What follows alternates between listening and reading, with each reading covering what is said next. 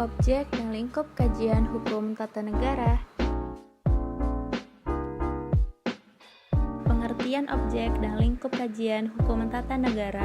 Hukum tata negara adalah ilmu yang termasuk dalam salah satu cabang ilmu hukum, yaitu hukum kenegaraan yang berada di ranah hukum publik. Secara umum, objek kajian ilmu hukum tata negara adalah negara, di mana negara dipandang dari sifatnya atau pengertiannya yang konkret. Artinya, objeknya terikat pada tempat, keadaan, dan waktu tertentu. Ilmu hukum tata negara merupakan cabang ilmu hukum yang mengkaji tentang tatanan struktur kenegaraan, mekanisme hubungan antar struktur-struktur organ atau struktur kenegaraan, serta mekanisme hubungan antara struktur negara dengan warga negara. Lingkup kajian ilmu hukum tata negara membicarakan struktur umum dari negara sebagai organisasi seperti pertama, bentuk negara, kesatuan atau federasi, kedua, bentuk pemerintahan kerajaan atau republik, ketiga, sistem pemerintahan presidensil, parlementer, monarki, absolut, keempat, corak pemerintahan diktator praktis, nasionalis, liberal, demokrasi, kelima, sistem pendelegasian, kekuasaan negara, desentralisasi meliputi jumlah, dasar, cara, dan hubungan antara pusat dan daerah. Keenam, garis-garis besar tentang organisasi pelaksana peradilan, pemerintahan, perundangan. Ketujuh, wilayah negara. Kedelapan, hubungan rakyat dengan negara. Kesembilan, cara-cara rakyat menjalankan hak-hak ketatanegaraan. Kesepuluh, dasar negara. Kesebelas, ciri-ciri lahir dan kepribadian negara. Secara khusus, primary, objek kajian hukum tata negara ialah hukum konstitusi baik dalam arti material, formil, administratif, ataupun tekstual dalam arti kolektif, minds, ataupun dalam arti civic behavioral reality, yang adalah pusat perhatian yang sangat penting dari ilmu hukum tata negara atau the study of the constitutional law. Konstitusi yang dijadikan pokok kajian mencakup tiga pengertian, yaitu pertama, konstitusi in material zin atau berdasarkan isinya, substansi, misalnya jaminan HAM, bentuk negara, dan fungsi-fungsi pemerintahan. Kedua, konstitusi in formal zin atau berdasarkan karena pembuatnya, misalnya MPR.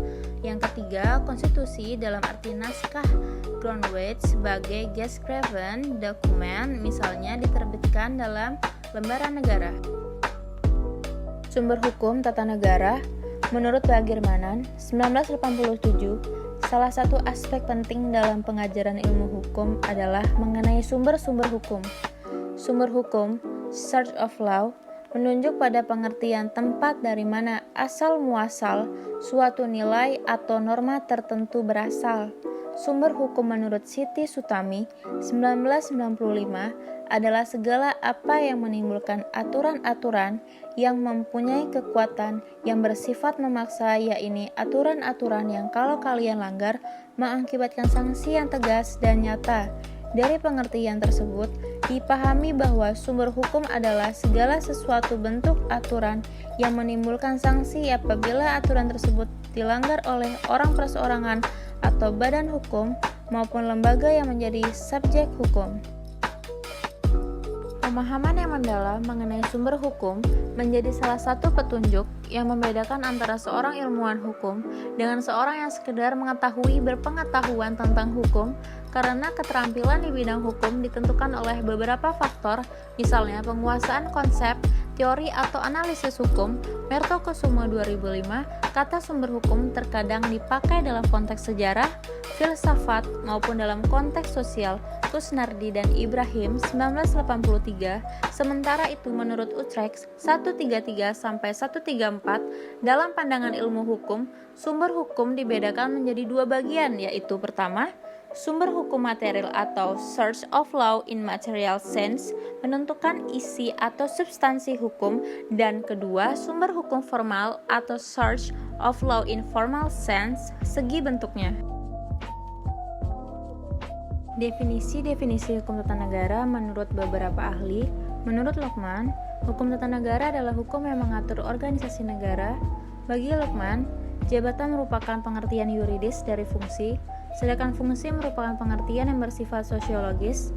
Oleh karena negara merupakan organisasi yang terdiri atas fungsi-fungsi dalam hubungannya satu dengan yang lain maupun dalam keseluruhannya, maka dalam pengertian yuridis, negara merupakan organisasi jabatan atau yang disebutnya Amten Organisatie.